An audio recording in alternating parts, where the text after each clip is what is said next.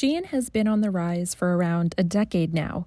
Last year, it was valued at $100 billion, making it one of the most valuable startups in the world.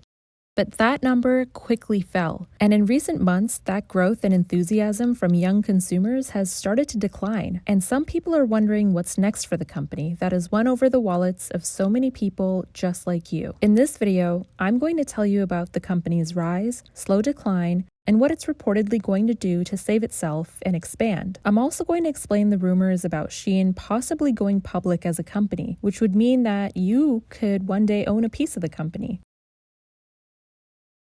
Haul from Shein. I'm going to start with my little accessories. The star of the show is my little rubber ducky that's meant to go on your dash, but I'll probably just leave him on my vanity because he's so cute. I got one of these little things that, kill your hair overnight. You know what I'm talking about. I also got some rollers because I want to try them.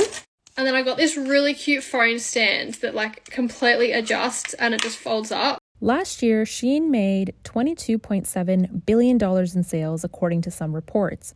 That's more than double what it made in 2020. Not bad for a company that a majority of people hadn't even heard about a decade ago. For comparison, Zara, which is another popular fashion brand as many of you know, made around $35 billion last year, which was 15% higher than in 2019 before the pandemic hit, but not as high as Shein's growth. Part of the reason that Shein was able to double its growth between 2020 and 2022 is because it doesn't have any physical stores and has solely focused on building out its online brand. This is unlike places like Zara and H&M, which relied heavily on people actually going to their stores and shopping from them.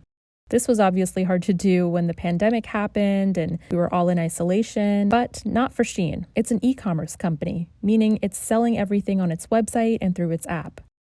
And according to this chart that I shared recently in my newsletter, its app gets an average of 17 million monthly active users in the United States, beating out brands like Nike, H&M, Lululemon, and so many others. By the way, if you want access to that newsletter where I share all the things I'm reading about the numbers and money that define the fashion and beauty industries, you can sign up for free at the link in my bio.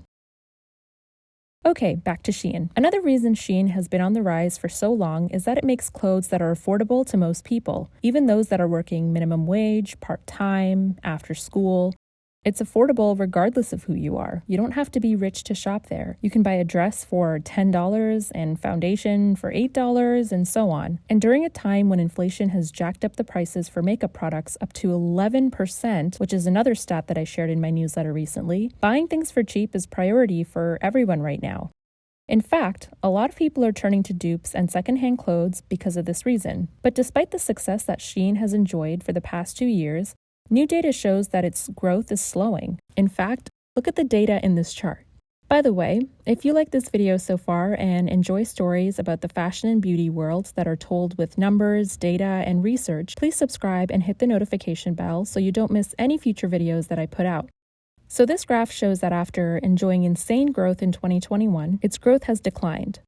In September, it was in the negatives. Now, there's no one reason why this is the case. There are several factors contributing to it, so let's get into it.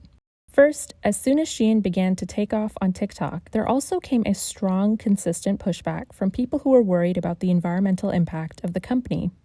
Why is Shein so bad? That is an amazing question. Let me answer it for you. To sum it all up, Shein, along with Romwe, Zaful, Forever 21, Zara, H&M, all of those companies are fast fashion. If you don't know what fast fashion is, it's when clothing companies take super cute and trendy clothing and mass produce them at an extremely low cost by using toxic chemicals. Shein produces a lot of items on a daily basis, which is one of the factors that has contributed to its success. But it's also one of the reasons that the company has an unsustainable business model. Shein's chief marketing officer has stated that each item is only produced in small numbers, between 50 to 100 pieces a day before it becomes popular and mass-produced. This is similar to how algorithms on TikTok work. A piece of content is shown just to a small number of people at first, and if they like it, it goes viral. One report shows that the manufacturer's rapid use of virgin polyester and large consumption of oil churns out about the same CO2 as 180 coal-fired power plants.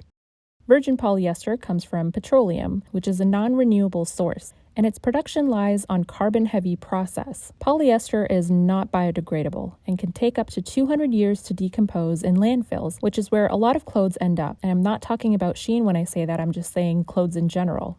But look at where Shein stands on this chart compared to other brands on climate targets. It doesn't look too good.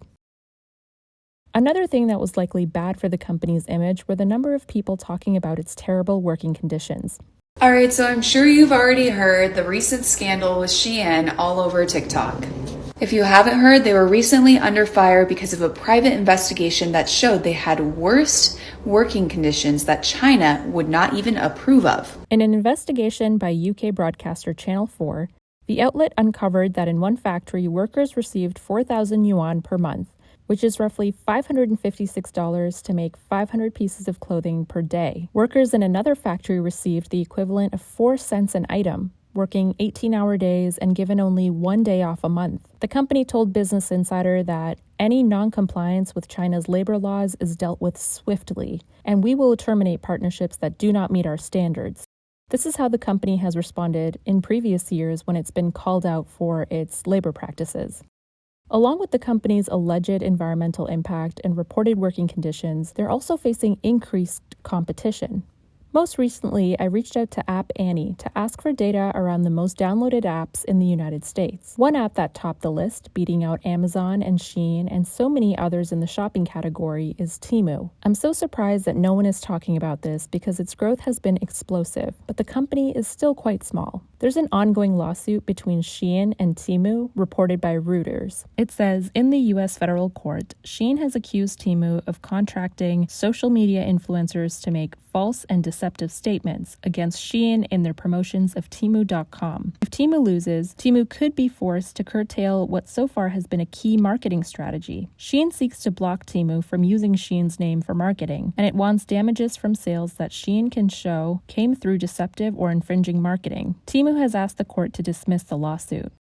So with increasing competition for the brand and people concerned about the company's environmental impact and worker conditions, it seems like the company has an uphill battle to climb. Some analysts think that the enthusiasm for Shein from young women is waning. According to research by Morning Consult Brand Intelligence, US Gen Z women considering buying a product from Shein fell from a peak of 54% in May 2022 to 39% in September. Despite all this, the brand is still aiming to bring in around $60 billion in sales by the year 2025, according to a private company presentation that was viewed by the Financial Times. This means the company is planning to grow its sales that would make it larger than H&M and Zara combined. So how will it continue to grow when it's declined in recent years? Let's take a look at its reported plan for growth.